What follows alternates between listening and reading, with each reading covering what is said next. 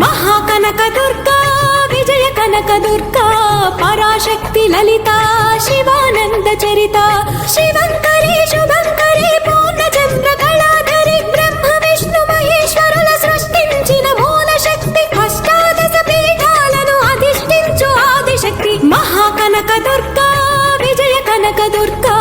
Parashakti Lalitha Sivananda Charitha